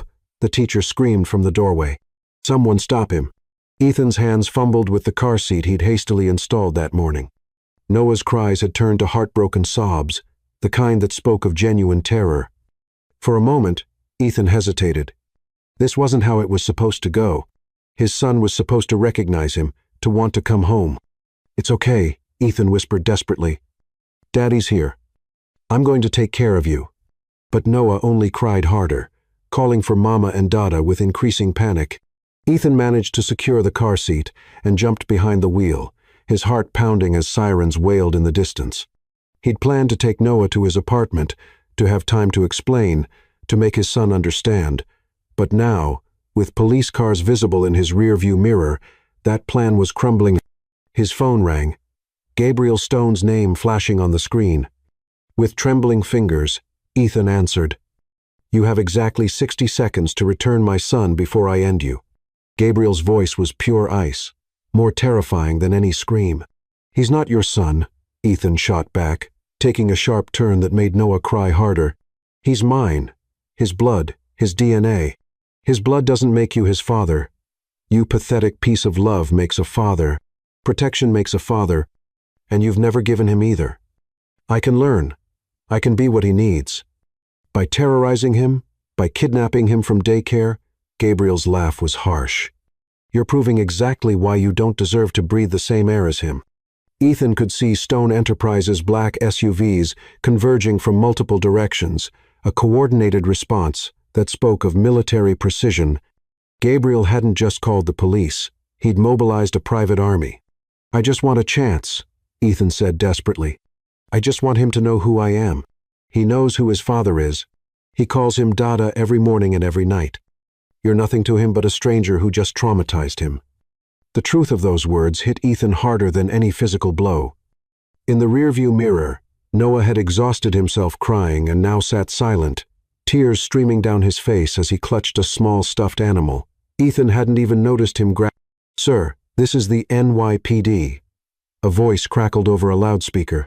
"Pull over immediately and release the child." Ethan's car was surrounded now, blocked in by police cruisers and Stone Enterprises vehicles. Through his windshield, he could see Gabriel stepping out of a black Bentley, his face a mask of barely controlled rage. Beside him, Sophia emerged, and even at a distance, Ethan could see she was shaking with fury. "It's over, Ethan." Gabriel's voice came through the phone. "Get out of the car now. Promise me," Ethan said desperately. "Promise me I can see him. Visitation rights. Something. You gave up any rights to him when you threw Sophia away like garbage." Gabriel's voice could have frozen hell. "You made your choice. Now live with the consequences." Ethan looked back at Noah one more time. His son had stopped crying but was staring at him with wide, frightened eyes that would probably haunt Ethan's nightmares forever. "I'm sorry," Ethan whispered to the boy who couldn't understand. "I'm so sorry." He turned off the engine and slowly raised his hands as SWAT officers surrounded his car. The arrest was swift and professional. They treated him like the dangerous criminal he'd become. As they led him away in handcuffs, Ethan watched Sophia cradle Noah against her chest, the boy immediately calming in his mother's arms. "Mama," Noah sobbed against her shoulder. "Bad man." "I know, baby." Sophia's voice was fierce with protective love. "Mama's here. Mama will never let anyone hurt you again." Gabriel's arms wrapped around both of them, creating a circle of safety that Ethan had never been part of and never would be. The family he'd thrown away had reformed without him, stronger and more complete than anything he could have built. 3 hours later, Ethan sat in a holding cell, his expensive suit wrinkled and stained, his future destroyed beyond any hope of repair. The charges were serious kidnapping, endangering a child. Violation of restraining orders he hadn't even known existed. His lawyer, one of the few people still willing to take his calls, delivered the final blow during their brief consultation. The district attorney is pushing for maximum sentences on all charges. With your profile and the media attention this is generating, they want to make an example. The man's expression was grim. And there's something else. Gabriel Stone has filed for expedited adoption proceedings based on abandonment. Since you were never on the birth certificate, never provided support, and now have a kidnapping conviction, the court is fast-tracking his petition. He can't do that, Ethan said desperately. I'm the biological father who kidnapped the child and traumatized him. Ethan, you have no legal standing here. You were never on the birth certificate, never provided support, never even acknowledged the boy's existence until today. But my rights? You have no rights. You gave them up when you threw out his mother. The lawyer's voice was final. Mr. Stone's adoption will be approved within the week. Legally, you'll have no connection to that child whatsoever. Ethan stared at the concrete walls of his cell, finally understanding the completeness of his defeat. Sophia hadn't just taken his business, his reputation, and his future. She'd erased him from his own son's life entirely. Somewhere across the city, Noah was probably being tucked into bed by the only parents he'd ever known, safe and loved in ways Ethan had never even considered, providing the boy would grow up as Noah Stone, heir to a tech empire, protected by unlimited wealth and power, never knowing that his biological father had been the monster who'd tried to steal him away from everything good in his life. And Ethan Caldwell, disgraced, alone, and facing years in prison, finally understood that some betrayals echo through generations, and some mistakes can never, ever be forgiven. Chapter 10. The Crown Taken. The Caldwell family estate looked exactly as Sophia remembered it, imposing Gothic architecture, surrounded by manicured gardens that whispered of generational wealth and unshakable power. But now, as she stepped from her Rolls-Royce onto the circular driveway, she wasn't the desperate housekeeper who'd been dragged out in shame. She was the conquering queen, returning to claim her rightful throne. Welcome home, Mrs. Stone, Gabriel murmured beside her, his hand protectively resting on her rounded belly, where their twins grew strong and healthy. It feels perfect, Sophia replied, her voice rich with satisfaction as she surveyed the property that now belonged to them. 18 months had passed since Ethan's imprisonment for kidnapping, and the Caldwell family's complete destruction had been swift and thorough. Noah, now 3.5 years old, ran beside them, holding his father's hand, chattering excitedly about the big castle they were visiting. He remembered nothing of his biological father. That terrifying stranger who'd stolen him from daycare was just a nightmare that had faded from his young mind. To Noah, Gabriel Stone was simply Daddy, the man who read him bedtime stories and taught him to build spaceships with blocks. Mama, big. Noah pointed at the mansion with wonder. Yes, baby, very big. Sophia lifted him into her arms, pressing a kiss to his dark hair. This is where Mama used to work before Daddy found us and made us a real family. The massive front doors opened as they approached, revealing a figure Sophia had been anticipating with dark pleasure for months. Mrs. Stone, Margaret Caldwell said quietly, her voice stripped of the imperious authority it had once carried. Ethan's mother stood in the doorway, wearing a simple black dress and an expression of profound humiliation. Welcome. Everything is prepared as you requested. The fall of the Caldwell matriarch had been particularly satisfying to watch. Margaret, who had once barely acknowledged Sophia's existence, now depended on her former housekeeper's mercy for survival. With William Caldwell dead from a stress-induced heart attack, Ethan imprisoned, and their assets frozen by federal investigators, Margaret had been left with nothing but mounting legal bills. Her society friends had abandoned her the moment scandal broke. It was Sophia who'd offered her a lifeline employment as head housekeeper in the mansion she'd once ruled, the only job reference she could provide in her disgraced state. Thank you, Margaret, Sophia said graciously, stepping into the marble foyer where she'd once scrubbed floors. I trust the preparations for tonight's dinner party are proceeding smoothly. Yes, ma'am. The senator's party will be served at 8, exactly as you specified. Excellent. Sophia handed Noah to Gabriel and moved deeper into the house, her heels clicking on the marble she'd once cleaned on her hands and knees. And the master bedroom, completely redecorated according to your specifications? I've moved my things to the servants' quarters as requested. The servants' quarters, where Sophia had once lived in a tiny room barely larger than a closet, grateful for employment and dreaming of impossibilities. Now, Margaret Caldwell Society Queen, Charitable Foundation board member, arbiter of New York's elite social circle, slept in that same cramped space, dependent on Sophia's charity for her very survival. "How the mighty have fallen," Sophia murmured. Running her fingers along the banister of the grand staircase she'd polished countless times. "Ma'am?" Margaret's voice was carefully neutral. "Nothing, Margaret. Just reminiscing." Sophia turned with a smile that didn't reach her eyes. "Tell me, have there been any messages from your son?" Margaret's face went ashen. "No, ma'am. Ethan is. He's not permitted contact with anyone outside his approved list." "Of course." Such a pity about his situation, Sophia's voice dripped false sympathy. A brilliant young man with such promise, reduced to menial labor in a federal facility. Though I suppose he's learning valuable lessons about humility and consequence. The truth was even more delicious than Sophia let on.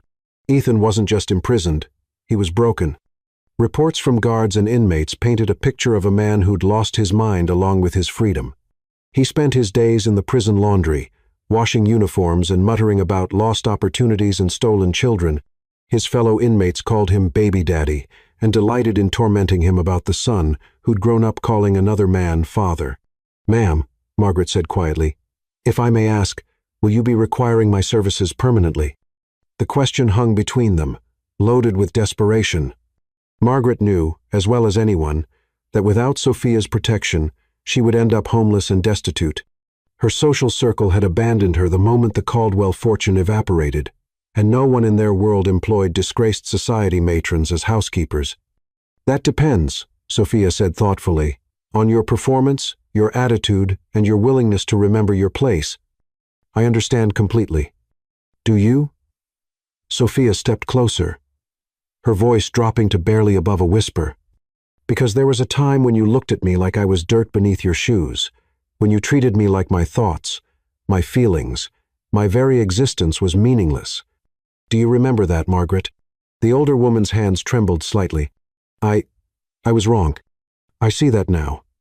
"You were wrong," Sophia agreed, "and now you serve the woman you once dismissed as just the help. You clean the floors I walk on, prepare the meals I eat, and depend on my mercy for your survival. Tell me, how does that feel?" Margaret's composure finally cracked, tears gathering in her eyes as she whispered, "Like justice." "Good answer." Sophia's smile turned genuine. "We'll get along just fine, Margaret, as long as you remember that every comfort you enjoy, every kindness you receive, every moment of security you have, it all comes from me, the woman your son threw away like garbage." "I remember," Margaret said brokenly. "I'll never forget. See that you don't." The sound of a car in the driveway interrupted their conversation. Through the windows, Sophia could see another vehicle approaching, an old, battered sedan that looked completely out of place among the luxury cars typically seen on the estate. "Are you expecting someone else?" Gabriel asked, joining them with Noah still in his arms. Sophia's smile turned predatory. "Actually, yes. I believe that's our final guest for the evening." Margaret looked confused. "Ma'am, I wasn't told about any additional." "It's not a guest for dinner," Sophia interrupted. "It's someone who's come to beg for scraps." The knock on the door was hesitant, almost apologetic. Margaret moved to answer it, but Sophia gestured for her to stop. "I'll get it," Sophia said, walking slowly toward the entrance. "After all, I know exactly who it is." When she opened the door, Ethan Caldwell stood on the threshold like a broken ghost of his former self.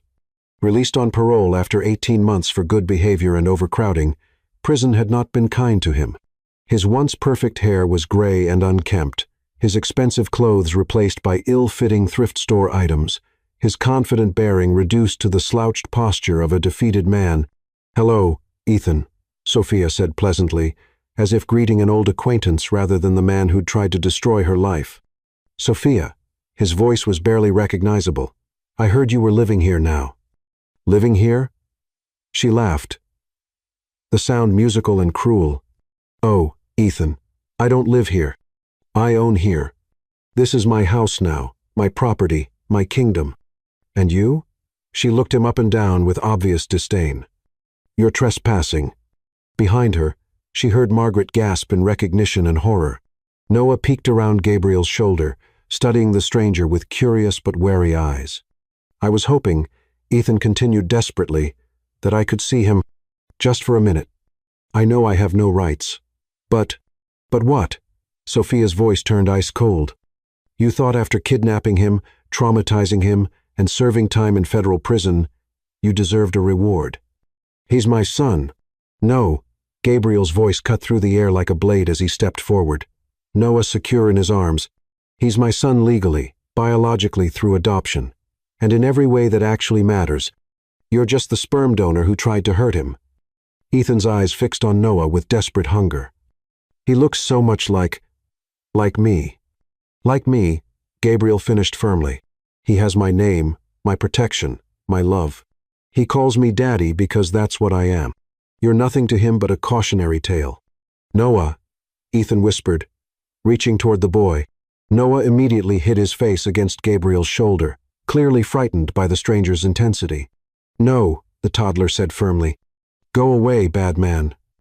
The words hit Ethan like physical blows. His own son, his flesh and blood, feared him and wanted him gone. "Please," Ethan begged, his voice breaking completely. "I've lost everything. My family, my company, my freedom. Can't you find it in your heart to show mercy?" Sophia studied him for a long moment.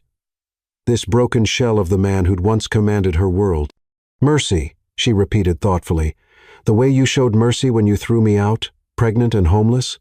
The way you showed mercy when you denied our child's existence? The way you showed mercy when you left me to die on the streets?" "I was wrong," Ethan sobbed. "I was stupid and cruel and wrong. I see that now. I see what I lost, what I threw away. Please, I'm begging you." "You're begging the wrong person," Sophia interrupted. "You should have begged for Noah's forgiveness when you kidnapped him. You should have begged for mine when you had the chance. But that time is over." She stepped closer to him, close enough that he could see the diamonds around her neck, the designer dress that cost more than he'd made in prison, the glow of pregnancy and happiness that radiated from her. "Look at me, Ethan," she commanded with deadly softness. "Really look.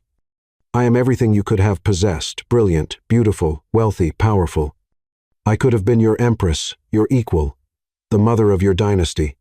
Instead, I became all of those things for a man who recognized my true worth." "I know," Ethan whispered brokenly. "I know what I destroyed." "Do you?" "Because I don't think you comprehend the magnitude of your loss." Sophia's voice was velvet, wrapped around razor wire. "You didn't just lose a woman. You lost the love of your lifetime. I loved you with religious devotion, with everything I possessed, and you obliterated that gift for what? Arrogance? Cowardice? Fear of what your pathetic social circle might whisper? I was an idiot." "Yes, you were. And now you get to live with that knowledge for the rest of your miserable life." She stepped back, her hand moving protectively to her belly. "These babies I'm carrying, they'll grow up knowing their worth, knowing they're treasured, knowing their father would move heaven and earth to protect them. They'll never doubt for 1 second that they're loved." "Sophia, please, get off my property," she said quietly, "and don't come back. Ever. If I see you within a mile of my family again, I'll have you arrested for violating your restraining order." "I have nowhere else to go," Ethan said desperately. "No money, no family, no hope. That's not my problem."